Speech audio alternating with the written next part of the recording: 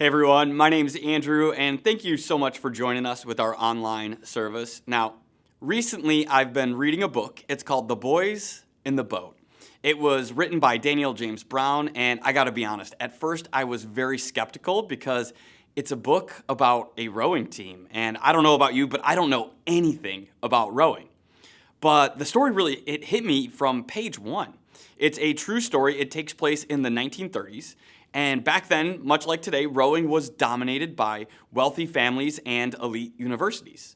The top rowing teams in the nation back then were East Coast schools like Harvard, Yale, Cornell, Princeton. But The Boys in the Boat is a story of a young guy by the name of Joe Rance. And he grew up living in the Great Depression.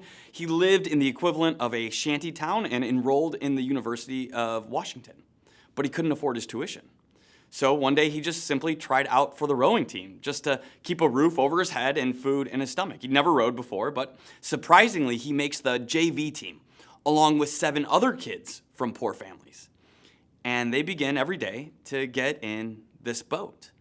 And they spent countless hours together, rowing, training, hour after hour, week after week. And over time, something pretty incredible happens. These 8 kids with no experience, no private tutors, actually become good. This JV team starts beating the Washington varsity team. They start competing in meets and winning. They end up competing against all the East Coast teams for a chance to earn a spot in the Olympics.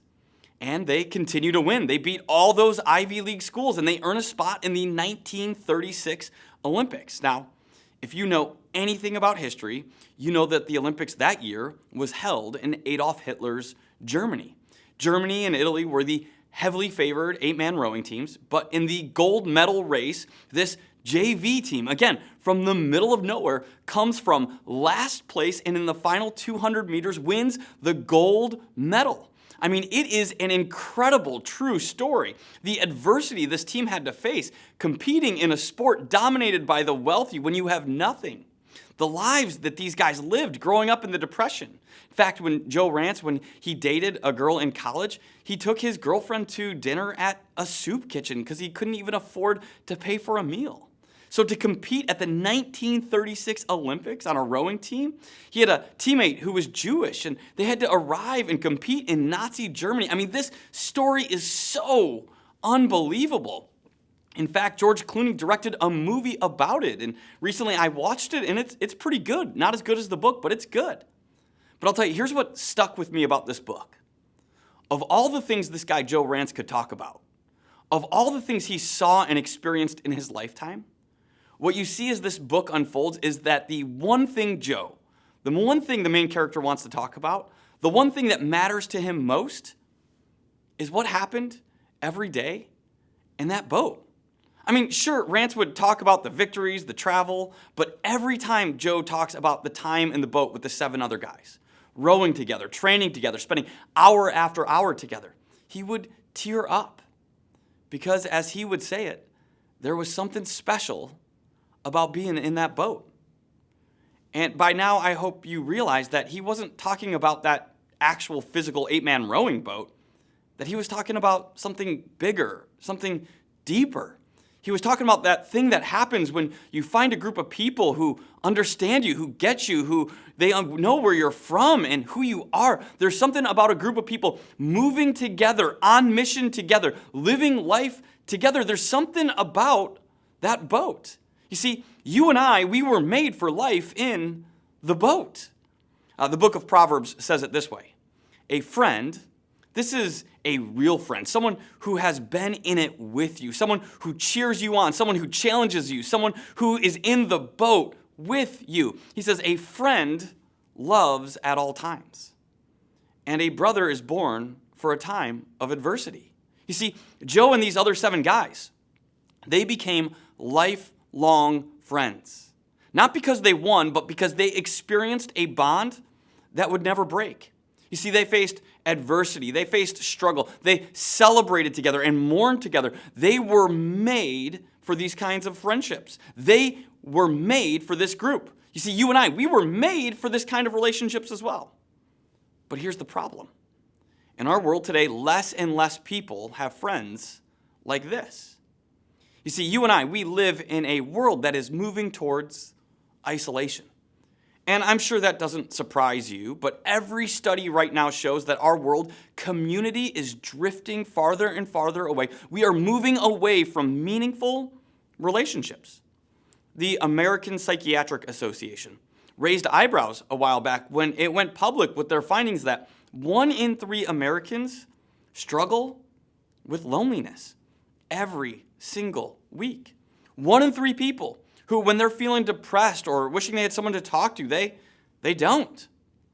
And to make matters worse, of those struggling with loneliness, only about 12% will admit it, meaning most people are suffering alone. And this number, it's growing. Back in the 1990s, the average person had 5 close friends. They had 5 people in their boat. 5 people they could count on to be with them. 5 people that would celebrate a promotion with them or mourn a loss together. 5 people they would watch a football game with or whatever. Today, on average, you and I, we now have only 2 close friends. Meaning our relational world, it's getting smaller and smaller and smaller. Now, I know, of course, you and I, we know more than 2 people. We have lots of friends on social media. We have neighbors who we say hi to, and we may or may not know their names. And you may sit next to some parents at your kid's next volleyball game, and you may have a friendly conversation. We're around a lot of people. But when it comes to people who actually know us, people we could reach out to if we really needed to, see, our relational world, it's getting really small. And I'll tell you the part that's most concerning. It's the who in our day and age that is struggling with isolation and loneliness. You see, people used to think of loneliness as primarily a challenge for the elderly. But you see, studies have shown that the loneliest group of people on the planet today, it's Generation Z, people ages 12 to 27. You see, 73% of Generation Z admits to regularly feeling like they're alone. The generation with access to more information, who can connect to more people through social media than ever before. This generation is reporting record levels of isolation, which is leading to all sorts of mental health issues. Millennials, this is people who are ages 28 to 45, you aren't off the hook either. Gene Twenge, author of the book Generations, reported back in 2019, so this is before the pandemic, that 22% of millennials have no authentic, real, meaningful friendships. Meaning they live in close proximity to other people. They may have someone who they could go to a concert with, or maybe they send a funny meme to every once in a while. But when it comes down to having someone you can count on, they're alone. Someone who is there for them when life gets hard, who they can celebrate their great achievements with, 22% have no meaningful friendships. You see, our world is moving towards isolation. Now, of course, there's lots of reason why this is happening. I mean, there's lots of reasons, and I don't have time to go through all of them right now, but there have been a lot of things in our culture that has moved us over the years in that direction. Let me give you just a few of them. In the 1960s, homes in America began to have air conditioners. Now, why this is important is because before then, on hot summer days, people would sit on their front porch and spend time outside and say hi to neighbors and form friendships and relationships. But with the invention of the home AC unit, this allowed people to stay inside more over the summer.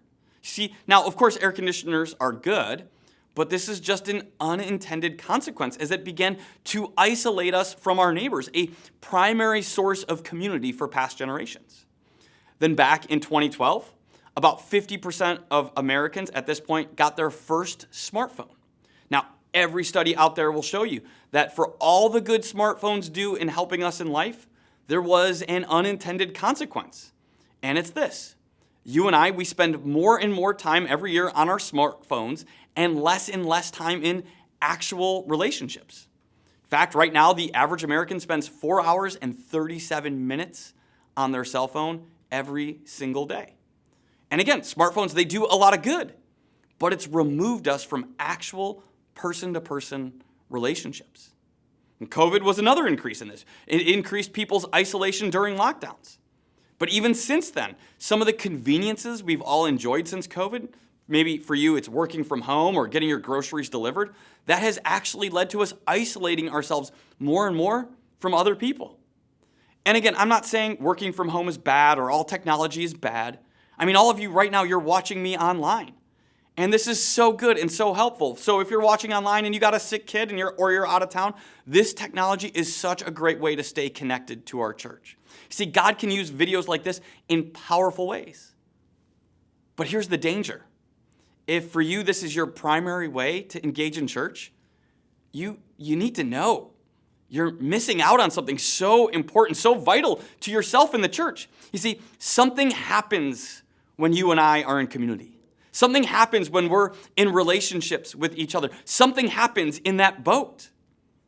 And I'll tell you, there's lots of reasons why our culture is moving towards isolation. And these three, they're just examples. I could give you lots more, but I point these out to you because here's the important thing. This lack of connection with other people, it's not our fault. I mean, we are part of a culture moving towards isolation. It's not our fault, but it is our problem to fix. You see, you and I, we have to do something about it. And if you're watching me today and you're thinking, you know what, that's fine for other people, Andrew, but honestly, Andrew, I'm good. I don't need anyone else. I'm doing fine just as it is. Let me tell you, as someone who's been a pastor for now 20 years, I'll tell you that there is a day coming for each one of us where you are going to need other people. This week, I talked to someone who lost a loved one. I talked to someone else whose marriage is falling apart. I talked to someone else who's going through a health crisis. And the list, I'll tell you, goes on and on and on. You see, there is a storm. There is a crisis. There is a scare coming into each one of our lives at some point. And when it does, it's going to matter to you. Who's in the boat with you? Additionally, loneliness, it takes such a toll on our mental health. You know, studies have found that isolation has the equivalent effect on our health as smoking 15 cigarettes every day.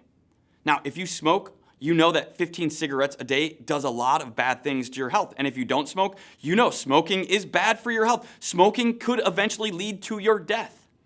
Isolation has the same effect. Isolation over time will slowly begin to kill you. And I'll tell you, this is why our model for small groups at the Crossing is join a group or die. Just kidding, just kidding. That is not our motto. But I want to talk about why this is so important and why we're talking about this today. It's because we've been in a series called Grow in the Greats. And we've been talking about how do we grow into the person God wants us to be. And over the last few weeks, we've been looking at the teachings of Jesus. The things that Jesus said mattered most. And today, I want to get very practical about how do you and I grow. If you are in a place where you want to grow in your faith, or if you're in a place where you want to grow in your relationships, if you want to grow in any area of life, there are some fundamental things, some essentials that you and I are going to need to do. One of the things we've been saying the last few weeks is this: the road to greatness begins with mastering the essentials. And so today we are introducing an acronym, and we're going to be using this around here at the Crossing. It's 4 letters. It's the word grow. And so I want to encourage you to take some notes if you haven't been already, because today we are going to dive into the G from grow, which stands for gather together. You see, the first thing Jesus does when he starts his ministry is he has this crowd of people around him. But we find in Luke chapter 6, it says, when morning came, he, this is Jesus, called his disciples to him, and he chose 12 of them, whom he also designated apostles. So what's happening here is Jesus gathers a group of 12 people and says, hey, let's make it a priority to invest in each other's lives. You see, community matters to Jesus. After Jesus is gone, we find that the first description of the early church, it's found in Acts chapter 2. Here's what it says about them. It says, they devoted themselves to the apostles' teaching and to fellowship, to the breaking of bread, and to prayer. You see, they gathered together. They made it a priority to be in community. It wasn't optional for them. And I'll tell you, it wasn't just an hour on Sunday. They met in each other's homes. They prayed together. They grew together. They were devoted to one another. Now, later on, one of the biggest concerns of the early church, what they were worried about, was that people would begin to take community for granted. They would see relationships as optional or a burden.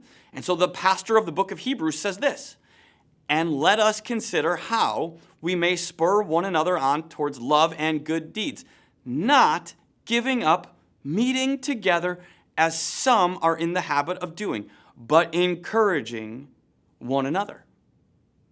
Are you starting to see a theme here?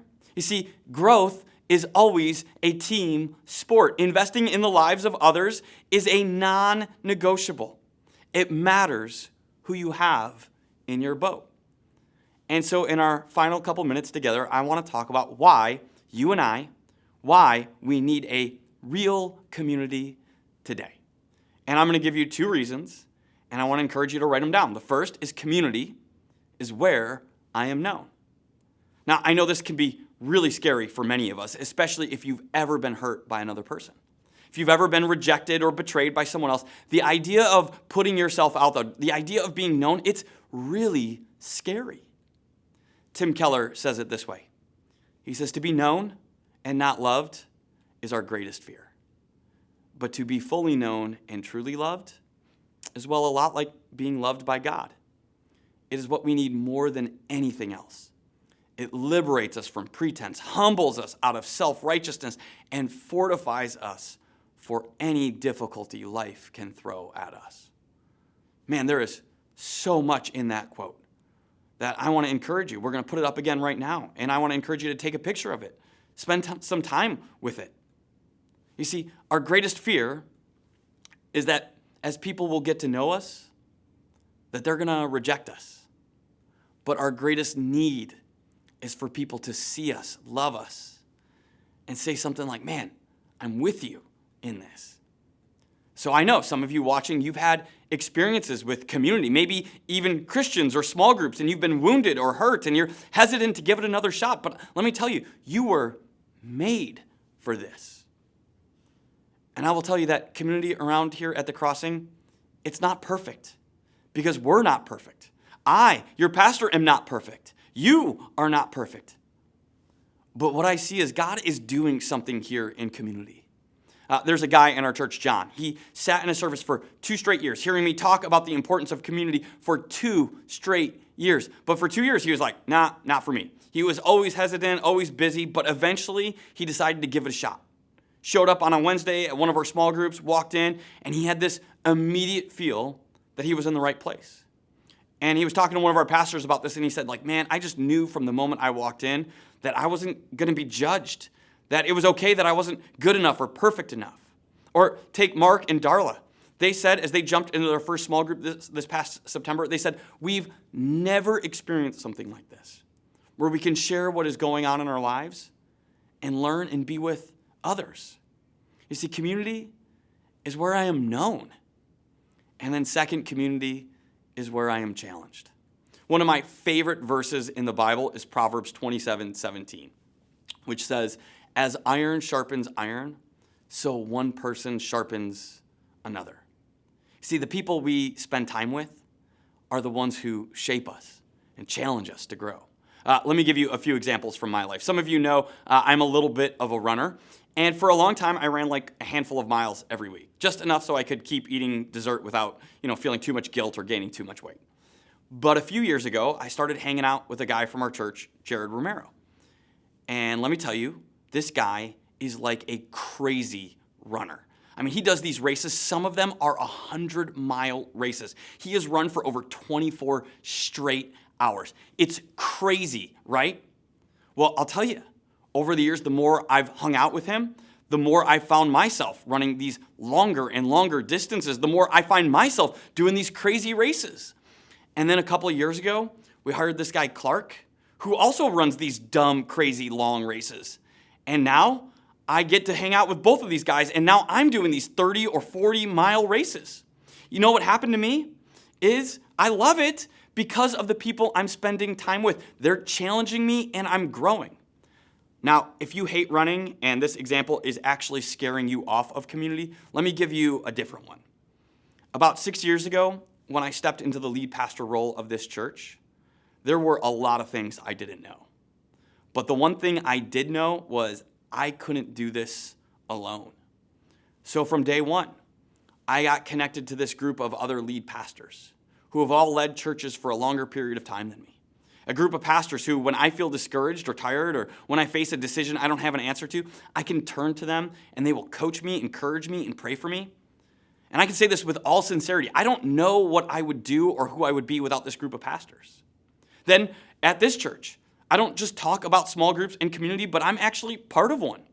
Over the last few years, I've led a group of dads from our church, and while I'm the leader of this group, what I love is that this group challenges me every single week. They challenge me to be a better dad, a better husband, a better friend, and a better follower of Jesus. You see, who I am today is in large part because of the people I'm around, the people in my boat. And I'll tell you, here is the beauty of the church. You see, in our world, as people get more and more isolated, what tends to happen is the people we're around, they become pretty much the same as us. I mean, we've all heard the term echo chambers, where the voices we hear are only people who see and experience the world the same as we do. But here's the beauty of the church, and specifically our church, is that the church is a place where you will experience people in community who are different from you. So let me just say, if you're looking for a place where you find people who are exactly the same as you, people who think the same, vote the same, believe all the same things as you, people from the same background as you, this church, it's probably not for you, because you will meet a lot of people here who are like you, but also a lot of people who aren't like you. And you will be around people who are different, who grew up differently, some people who believe different, again, vote different than you. And you need to know what happens when you're around people like this is you are going to grow. You begin to see the world differently, the complexity of it. Your compassion grows. Your understanding of others grows. You grow. You see, this is why the Bible is filled with so many one another verses. You see, the Bible spends so much time talking about how we should interact and care for one another. I mean, let me give you just a few examples of these. Jesus says to love one another. Some people will be easy for you to love. Some people will be difficult for you. It's like our families. You all know the old saying, right? Every family has a difficult person. And if you can't immediately identify in your family who's the difficult person to love, then it's probably you. Jesus says, love one another, because love is a choice. Love takes work. Or Romans 14 says, stop passing judgment on one another. Have you ever found yourself getting judgy of someone? It's probably because you don't really know them. Or 1 Thessalonians says, encourage one another. In community, you're going to have these moments where someone shows up and they're going through the roughest season of their life. They're going to have a health challenge or a struggle with their spouse or kids. And in that moment, you're going to listen, you're going to hear, and God's going to give you the exact right words to say to encourage someone who really needs it. Finally, one more, Galatians chapter 5. It says, serve one another. You see, we use our talents and our gifts and our time. We sacrificially give of our resources to the church. Why? To serve one another. You see, you look at this list, and I think we would all agree. These are good things. These are important things. These are things we want to teach our kids. We want to be the kind of person who does these things. But it takes a decision. It takes a risk. It takes getting in the boat with other people. So today I want to close and I want to encourage you. You see, our lives are drifting in a direction towards convenience and isolation. And so it's going to take some intentionality. It's going to take a risk. It's going to take a decision. And it won't immediately change your life. But man, over time, when you get around people who encourage you and challenge you and know you and love you, when you get in a boat with these people, you will experience something different, something unique. You will grow. But it won't happen if we don't make the decision to gather together. Now, next week, we're going to talk about the R in this acronym GROW. But for today, I want to create an opportunity for you to jump in and get connected. So here on the screen, you're going to see the easiest way to jump into a group at the crossing. And I want to encourage you to do it today. And as you're doing that, I want to say a prayer over you. Let's pray. God, we come before you, and we thank you because you are such a good and gracious God. And God, we were made for others. And so God, in this season, I pray that you would challenge us and encourage us to take a risk and to experience life where we are growing on mission and vision towards you. We love you, and we pray this in your Son's name. Amen.